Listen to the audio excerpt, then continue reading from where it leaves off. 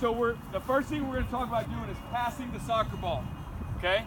When we pass the soccer ball, just like in basketball or throwing to somebody in baseball. Listen, if James and I, let's take baseball for example.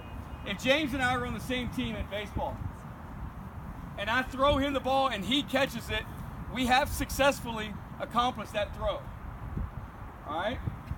If I try to throw him the ball and it goes way over there, then it does no good. Same thing in basketball. If I try to pass the ball to him and it gets to him, great, we're successful. If I don't make a good pass and the other team intercepts it, bad shape. That's what, same thing in soccer. Soccer is probably more like basketball. So if I try to pass this ball to James and I don't make a good pass, the other team gets it. And that's what we try to avoid, right? We want to maintain possession of the ball because ultimately we want to score the goal, okay, when we start shooting goals. So the proper way to pass the ball or to kick the ball is either with the inside foot or the outside of the foot. It's not the toe punch. A bunch of you in here are going to want to go like this and just toe punch it. You can't control it. Left or right, it's harder to control with the toe punch. And then it's also harder to control the actual touch. Like sometimes people who toe punch it, they kick it too hard because they don't understand how to just put some touch on it and get it to their teammate. Okay? This is a toe punch, James, coming at you. That's a toe punch. Okay? And then, not a very good kick, but I want to use the inside foot, and the outside foot. Okay? Let me show you the inside. The inside, you're going to basically point your toes down, and you want to make contact here.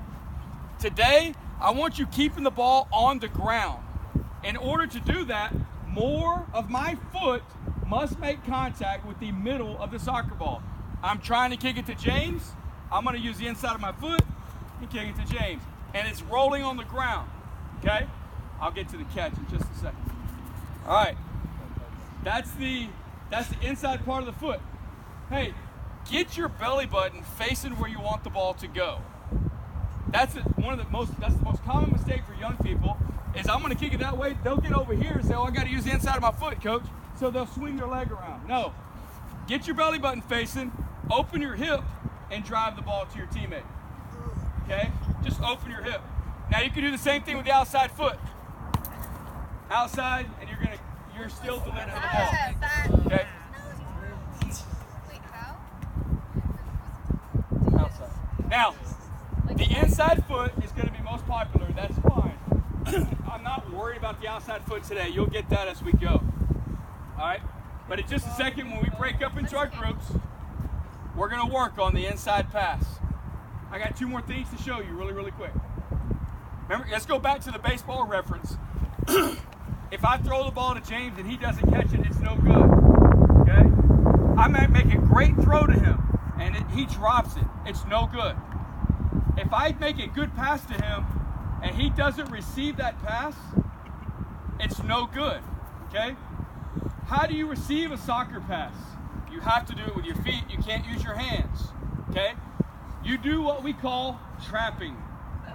In baseball, it's catching. Wait. In baseball, it's catching. In basketball, it's catching the pass. And in soccer, it's trapping. I'm going to trap the ball. You can trap it with the inside foot, outside foot. A common way to do it for a lot of inexperienced soccer players is they step on it. Okay? If James passes me this ball, watch this. If James passes me this ball, and I go like that, and the ball bounces that far, what do you think the defense is going to do? They're going to take it. They're going to take it. Tell you to take it. So, what I'm going to do... Renee.